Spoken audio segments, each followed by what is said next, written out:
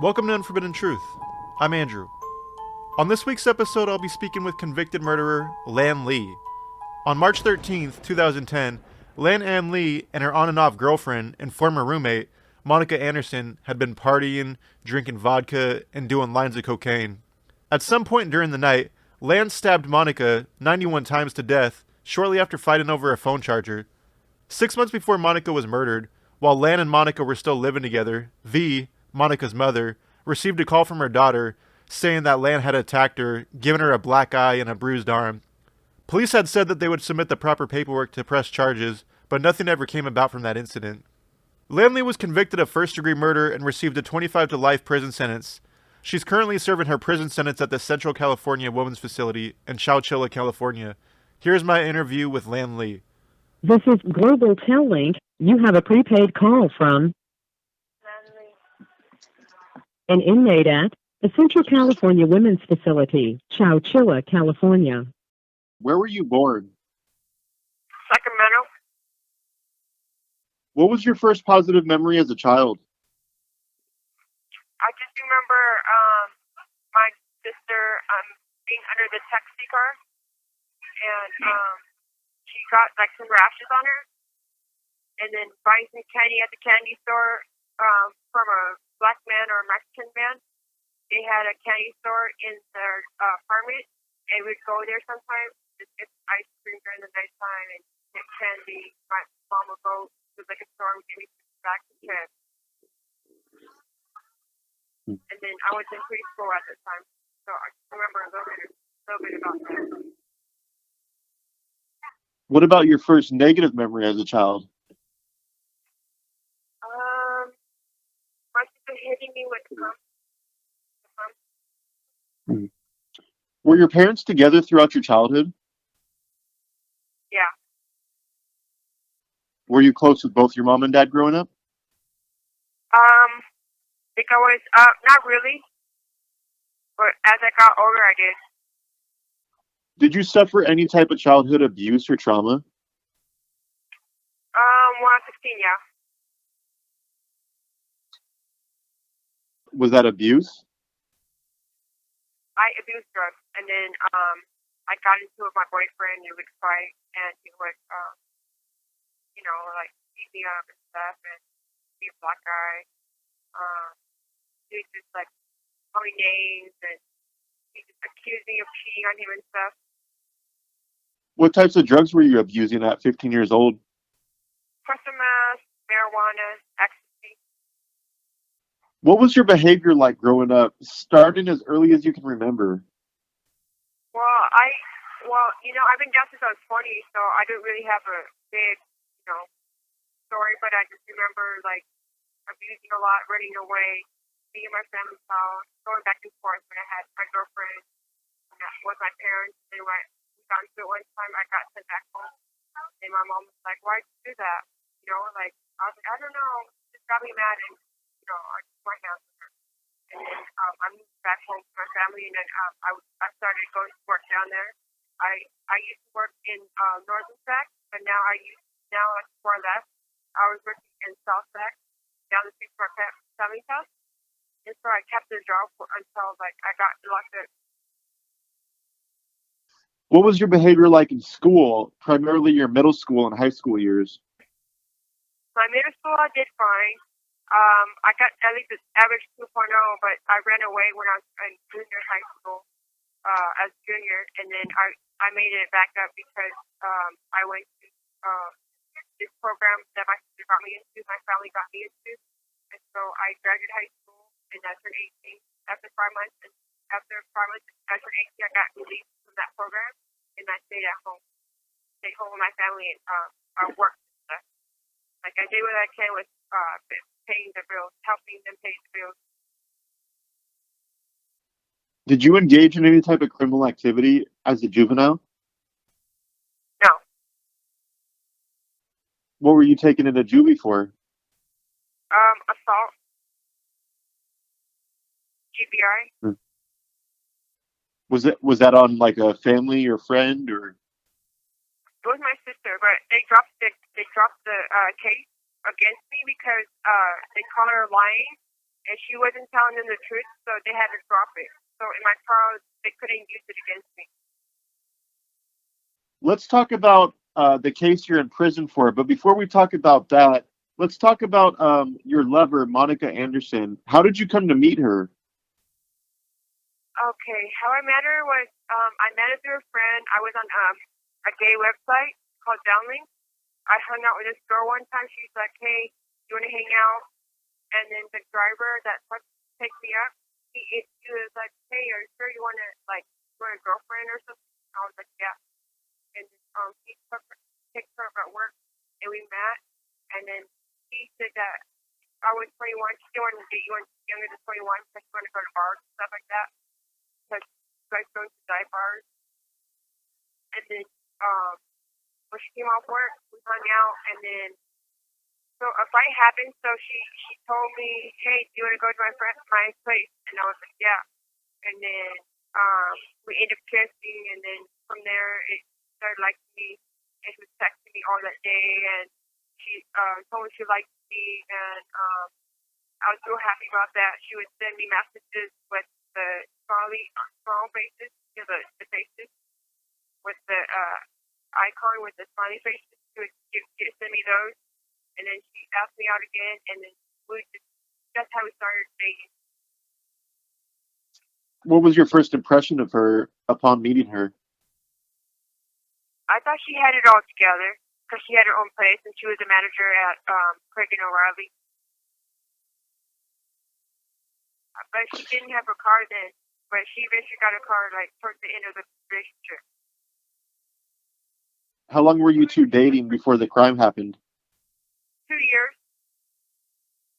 With that being said, let's talk about the crime that you're currently in prison for. You're convicted of first-degree murder and are serving a 25 to life sentence. Can you walk me through everything that led up to the murder of Monica on March 13th, 2010, and everything that followed up until your arrest that day? I just remember being really jealous and arguing with her mistress or the man that she was talking to, the guy she was talking to. They were flirting in front of me, and then they were antagonizing me, and I'm like, leave already, and being rude. She was like, and she was tired too, and then would pee with the door open, and I'm like, don't do the door open. That's like, what I don't know what he's trying to do with that. And so I told him he had to leave, and then he was like, before he left, he was like, he provoked it by saying, if you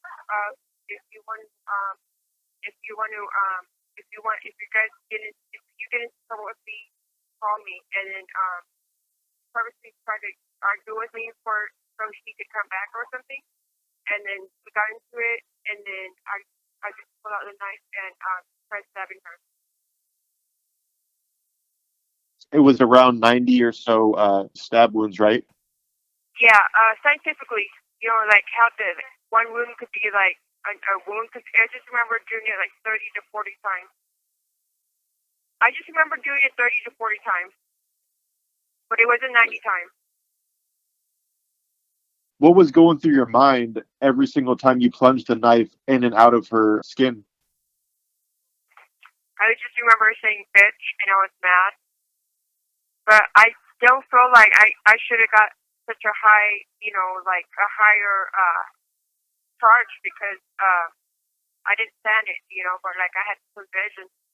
But like something just told me to, something told me that I should go after her. And then I just, I went after her, and I did that. Did you two have any exchange of words while the stabbing was taking place? No. All she did was she said stop and said, a big knife. She was like, oh, a big knife, and then I was like, I came after her with it, and I stabbed her in the back, and then I got on top of her and started stabbing her more. At any point in time while you were stabbing her, did you consider stopping the attack at all? No.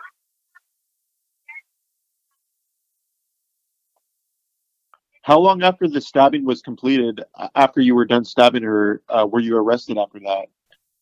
I would just say like a couple minutes. Couple minutes. So, did you end up calling 911, or did you leave the scene? The neighbors called 911. So, what did you do after the fact? Did you stay at the crime scene, or did you flee, or did you just wait for police to arrive?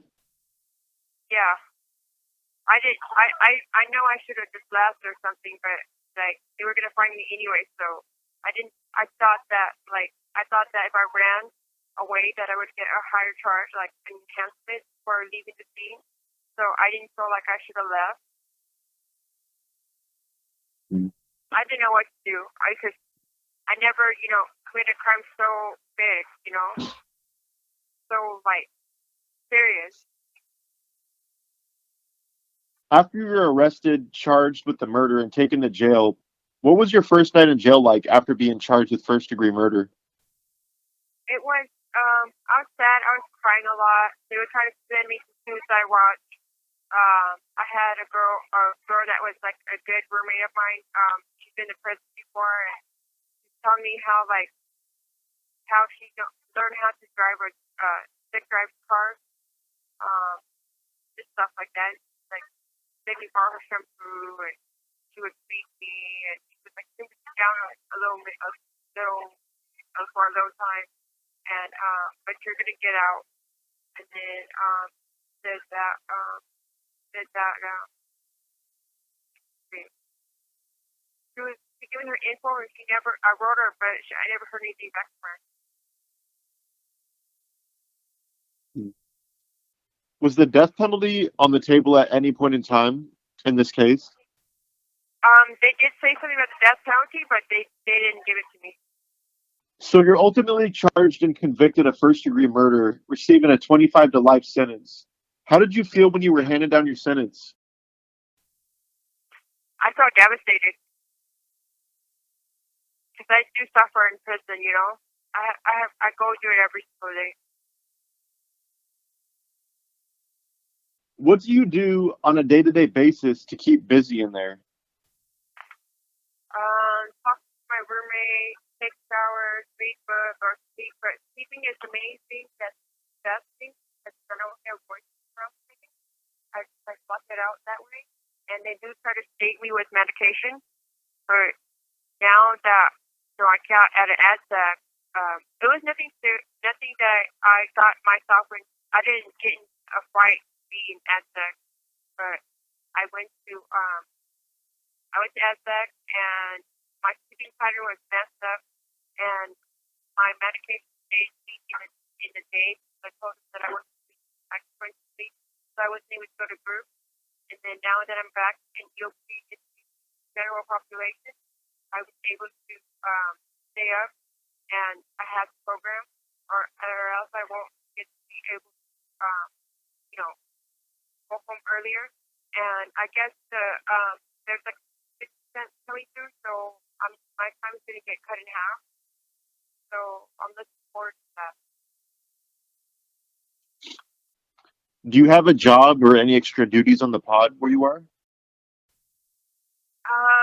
I'm working at the B program office right now for as a porter, but I'm on call. I went to work for 6 weeks one time. Have you taken advantage of any rehabilitation classes or furthered your education? Yeah, I actually went to school at one time, and I was doing some book work, and I was in the process of trying to find my high school diploma, and I wrote my old school, and then they sent all the copies. They had my certificate of graduation, they had my transcript, they had all the stuff that I went to. Then I eventually got out of school because I retrieved my transcript and my certificate of completion. And I went to Brooks for a bit. I went to Brooks for like 5 months, and then I went to his house, so I went to jail because I liked the student so much. I didn't want to leave, and so I went to jail, and then I got out of Brooks, and now I'm working at the B program, and I finally just got a job spot because I wasn't able to work before because I guess they want to see how everything would be like before I get put in a job. So they recently put me in a job, like where they would give me a job. But I think I'm gonna get a job thing, so I can actually go to work and make money. So I'm not really taking care of right now. It's kind of hard on me right now. But I do business, work at the nail shop, and how like it's colder like business. So gonna lose money. Then I have to find other ways to get money. Have you been diagnosed with any mental illnesses? Yeah, audio hallucination. Are you currently experiencing any symptoms or side effects from that? I do. I hear them, but they're not here right now. So I'm not being like, usually I can't concentrate while I'm on the phone with my sister, and so then I deal with it, and we only talk for like a short amount of time, and just lets me go. Like I just tell her whatever I need, and then lets me go, and then just lets me exactly what's up. And but in my room, I hear it. It's like sometimes it gets so bad, like it makes my legs worse, like rest, like going through bad inside. Like they bother me a lot, and I don't know how to handle it this time. I'm a lot of medication for it, and it's still not working. So the only way is sleep or put my earbuds while. Were you experiencing audio hallucinations the day of the incident? Yeah. Do you remember what they were saying? Were they telling you to harm her or harm anybody or harm yourself? They were saying something about what do you think of seeing me change? Like what would you say? What would you say if if the guy saw her changing? I would get mad, and they were in the room and thinking in front of him, and I was mad. It got me more mad, and it just said something about like I don't remember all of it because I usually already hallucinate while on my espresso, but I was on espresso that night, but my alcoholic what is that called? The setting wasn't as high as it's supposed to be because I had it was just like induced not so long ago. Like it was just like it was just saturated in the butt. So that's why it looked kind of bad on my part, but it didn't show as it was as strong as it was in my blood system. Looking back now on the crime, do you think that there's anything that could have been done that could have prevented this tragedy from happening? I should have just stayed with my friends instead of going to my girlfriend.